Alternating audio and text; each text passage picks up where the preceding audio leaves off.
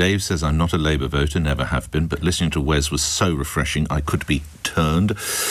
Johnny Murnane says, fantastic, Wes Streeting, at last a straight-talking MP. Well, this is an interesting one, actually, from Kelly Withers. We need Wes in the job he is in at the moment. He's honest but realistic. He's strong and not as scripted as others. Of course, we all care about patient safety. None of us wants to be on strike. I would rather be at work today. On pay, on specialty training places, on improvements to conditions, I have been working to address every single one of those issues. These are not the conditions in which people go out on strike. Strike should be a last resort. And I'm sorry, but when you say, I don't want to be out on strike today, yes, you do, because you have made that choice. You have done so having had a 28.9% pay rise, the highest in the public sector 2 years in a row. And on those things that you've just mentioned, you say they take time. Yes, they do, because it is complicated.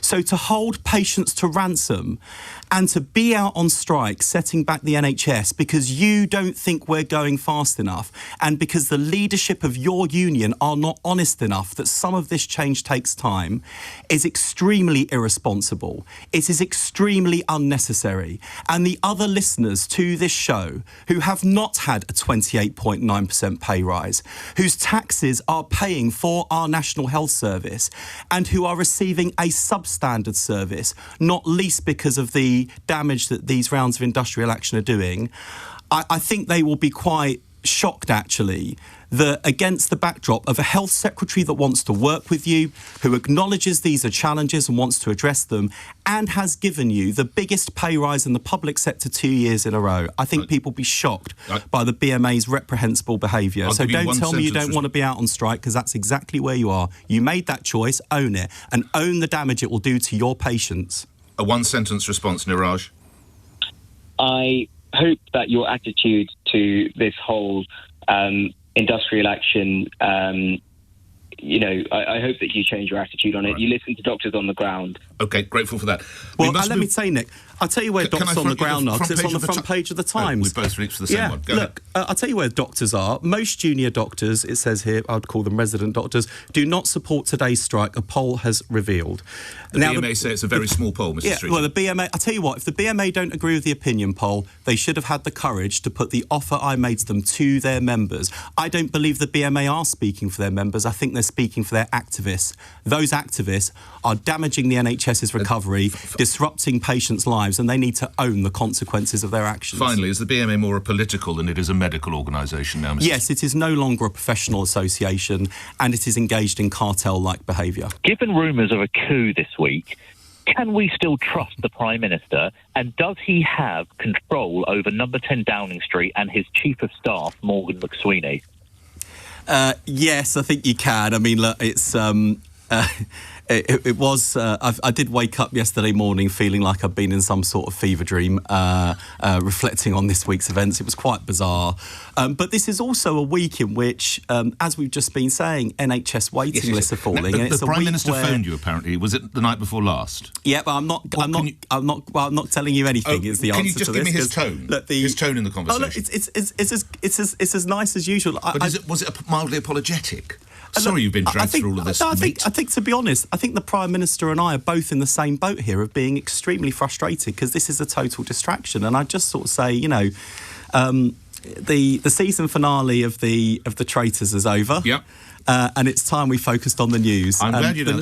The news is good news this week. We've had two pictures mocked up, two different looks of Joe Marler, one with the beanie and one with the sort of distinctive Mohican. Which one? We've had you done as both. You'll have to let me take that away because particularly the one with the beanie, I've now realised how much I look like my little brother.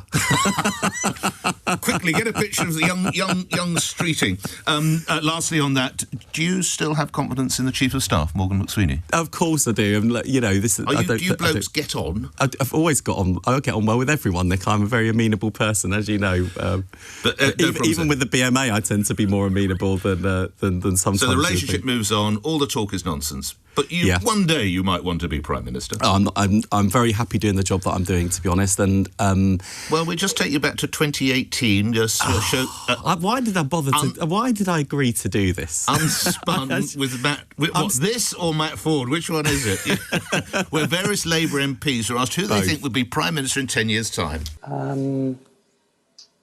I think it would probably be me. So you knew this all those years ago, did you? As has often been said, it will be my sense of humour that will ultimately do for me one day. But if you don't back yourself, who will? That's my advice to the kids in my constituency. But no, I mean, there are times where you say things in jest, and then you're sat on a radio programme taking calls, thinking you're going to discuss the serious issues of the day, and Ferrari comes along with a drive-by. Thank you very much. I knew I should stick to Sheila Fogarty. She doesn't do this. I've not spoken to the Chancellor overnight. I've seen the reports this morning that she's no longer planning to increase income tax. I think what the news overnight has shown is that people speculate on the budget, but ultimately you don't know what's in it until the day it's delivered, and that includes the Cabinet, by the way. So we will all have to wait and see. We heard this week that NHS staff who care for their patients in their own homes fear some areas have become no-go zones because of the presence of St George's flags. This is health leaders making this warning, saying that some black and Asian staff feel, quotes, deliberately intimidated. When they see the flag of St George, what should they be thinking of, Mr Streeting? Usually pride. We normally fly our flag in moments of national celebration or on government buildings and schools and places like that. And I'm proud of our flag. I'm proud of the St George's flag. It does get hijacked by racists and the far right from time to time, and I think the best response to that is to reclaim it, because that flag belongs to all of us, not just some of us.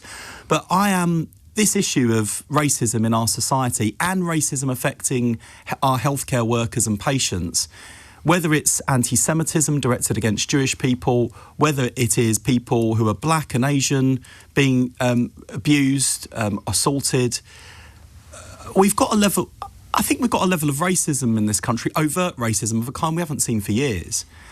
And what do you mean? Be a bit more specific, if you would. I've been struck. I've been an elected councillor or MP for the last 15 years. I have not had racism come up on the doorstep of my constituency as often as it has in recent weeks.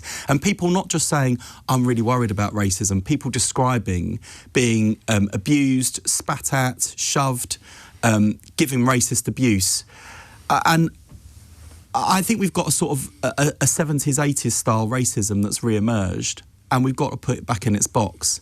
And government's got a role to play, but all of us have got a role to play. We can't be bystanders to this kind of racism. I thought we'd left this in the past. What's feeding it? Why the toxicity? I think it's a number of things. You know, if you look at the history of racism, and I say this by way of explanation rather than excuse. When a country is going through hard times and people are feeling the pinch, that creates fertile ground for resentment towards others and racism. There are legitimate concerns about high levels of migration, whether that's legal migration or indeed the boats coming over. I think that's legitimate, by the way, and I don't criticise people for raising it, and you shouldn't smear people as racist for raising concerns. Right. But nonetheless, there has been an undercurrent of racism attached to that. Okay. So we're not in a great place on this, and I think this country hasn't fundamentally changed. I think this is a decent country, an inclusive country, a respectful country with a live and let live attitude, and long may that continue. Final question I have to ask this, it's come in from a lot of people. Does Wes Streeting still retain full confidence in the BBC?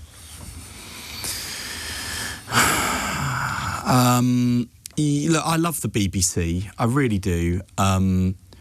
But it's not covered itself in glory. It's really let itself down, with not just with this panorama, but I think there are real questions for the corporation more generally about how, is it still a public service broadcaster? Why have they gutted local and regional news?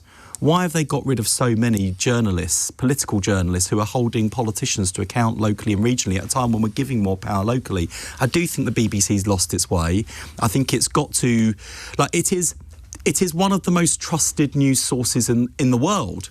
It's an incredible brand. It's got such an amazing history and an amazing present in terms of what it's done for our country, whether that's, the audiences it's drawing in for big shows like Strictly, the amount of traitors-related puns it's given me this week, or indeed, the top-quality journalism and news that it's famous for. So I want to protect the BBC. I want to see it back standing tall with pride, but it's got to get its house in order. Brilliant and refreshing hearing him today. He also sounds like a genuinely decent human being. And this one comes in from James, I'm sorry. I deplore Labour, but Wes Streeting for Prime Minister. LBC's political editor Natasha Clark joins me now. Natasha, you've got access to that comment box as much as I have. That's effectively, I would say it's about, I haven't seen a proof like that since Farage first burst onto the scene. Extraordinary reaction, Natasha. It's overwhelming, isn't it, actually, when you read that positive box, people have been to Wes Streeting. And I think it just goes to show that his relaxed communication style really resonates with voters. But you tell him a question and he chuckles. You throw in something, he said, oh, you would do that, wouldn't you? Whereas, much as I admire the Prime Minister, he would not have been able to relate on that human level, Natasha. No, anyway, what did we hear that was important? I think that's Let's it. get into that. I totally agree with you, and I think number 10 Downing Street should be a little bit worried about some of the reaction coming through on our phone lines today. But yes, on a news sense as well. Yep. Loads of good stuff from Mr. Streeting on the strikes today, of course. Really had his Weetabix there, didn't he? You could hear his voice that it really intensified the level. Yeah, and like I say, you can understand why. He, came into office, gave them a very big pay rise, and now is incredibly frustrated with the way that he feels the BMA are handling these strikes. Good to speak to you, first-time caller here.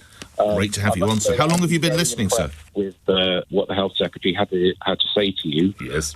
I felt he dealt very well with all of the questions that were put to him, some of which were quite tough, but he was refreshingly honest, and I think that's absolutely great from a politician. And quite frankly, if Keir Starmer's motive earlier on in the week was to try to dispel rumours of a leadership contest, I think he's just brought it on. John, can I ask you, in fact, I'm going to answer the question and then ask you. The question I'm about to ask you is, what was he displaying that you don't get from Sir Keir? And I would say two things: emotional intelligence, which has just been put forward by JG, one of my texters there, and also humour, a sense of humour and an EI that is, it may well be present, but it doesn't always come across on the phones with the PM. John, what did he display for you that's different? I would agree with both of those things, but I also put honesty into the mix as well. I was saying, Nick, some of those questions were quite tough that he had to answer, and he did answer them, especially when he was asked about standing for election in his constituency. Yep. He was resolute about that. Yeah. Which is obviously... and lastly, by the way, I'm fortunate, I'm sitting opposite him, so he metaphorically bared his teeth towards the BMA. He raised the standard of his voice. It was very punchy. I had the fortune of seeing, I could see how determined he was. What's impact going to be? And was it, if you're trying to negotiate a peace, it's not necessarily a great idea to come on LBC and start going after the people you're trying to do a deal with. Was he right to do that, John? Yes, I think so. I think he highlighted that it's not the majority of doctors, as the poll that you quoted suggested. Most of those people, I think, are decent, hard-working individuals, but you've got a number of people here in the BMA who are just creating mischief, and it's about time that a decent politician stood up for the values of British people, and for that, I support him. Really enjoyed our conversation. Look forward to bringing you again. Be like John, first-time caller, first class too. Get it off your chest, get it on the radio, and call me on 054. No idea what happens next. Bill's in Portsmouth. Bill, you're on the radio. Good morning. Good morning, Nick. How are you? I'm good. Well, I'm rather enthused by that interview, because my job is to make these people, politicians and others, come alive and answer questions for you and others. And I think for once I can say, nothing to do with me, but we have found one who does give you the answer, which is quite refreshing. Well, that's why I wanted to call in. I've been a lifelong sort of fairly right-wing voter pretty much all my life. Right. Probably because of my father's position. He was a right-wing supporter, and that's where I find myself in life. I'm now in my 60s. Wes came on this morning, and I found him refreshing, honest. He wasn't afraid to tackle and answer your questions, and he didn't avoid anything. I think that's the bit that I liked, that he came to the table with honest answers. You might not have liked some of the answers, but he actually answered all of your questions. And I like the fact that he's got a challenge with the doctors. He's given them a cracking pay rise, and he was he right to up the ante in that way? Yeah, absolutely. I mean, he's doing in the background everything that he's got to do to get peace and harmony in the NHS. And these things, it is, as he says, massively complicated, and it takes time. And the extra stress that the doctors are putting on him because they're now wanting to go on strike, which means he's even got to find even more money than he needed a week or so ago. That just... And I think the other frustration which he shared with me, I can't remember whether this went out live on the radio or not, is that, of course, he's managed to get the waiting list down. All this strike action now will, of course, put the waiting list... You can join the dots. It's simply going to undo all the work he and his colleagues have done.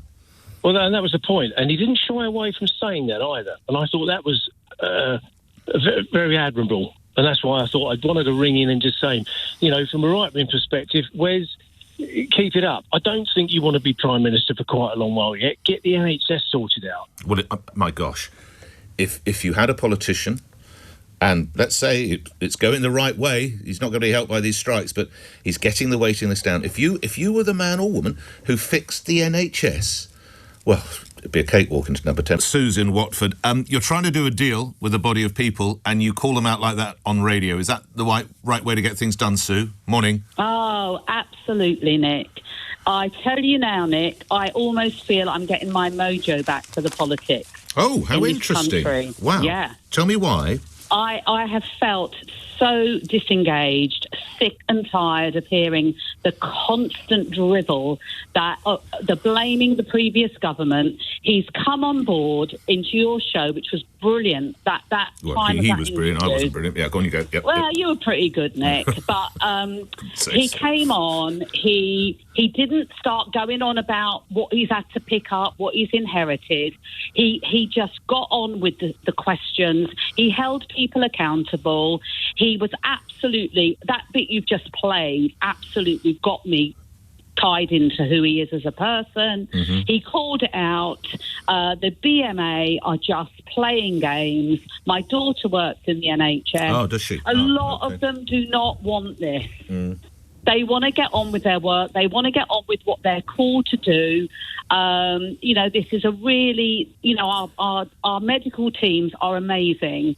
And he has come in and started to make a difference.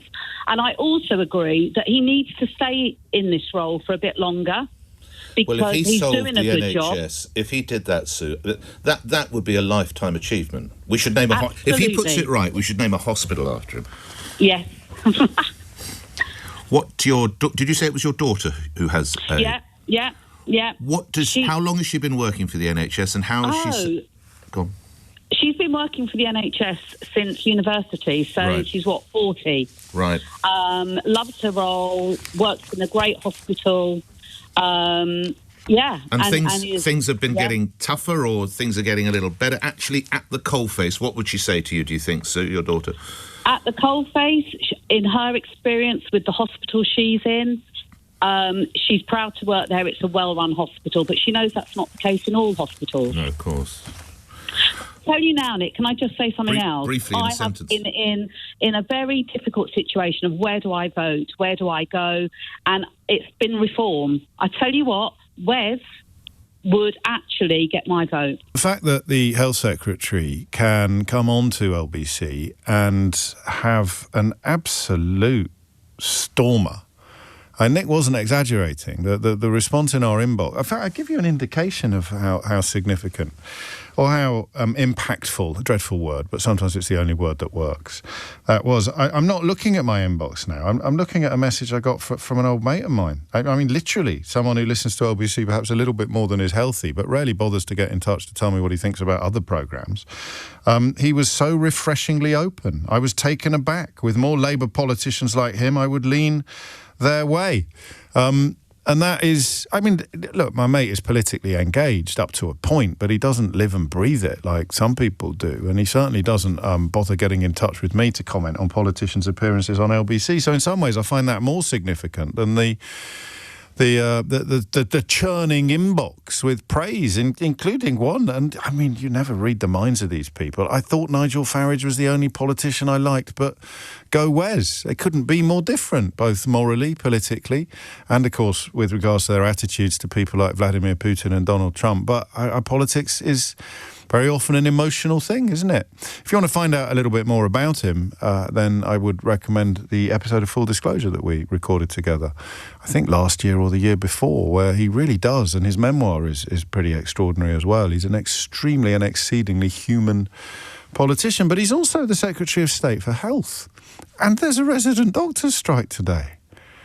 I mean, he should really be sort of up to his neck in criticism and or abuse on a morning like this. But he somehow managed to avoid or evade responsibility for that while pinning it all entirely on the doctors, or even perhaps the third of doctors who actually voted for it.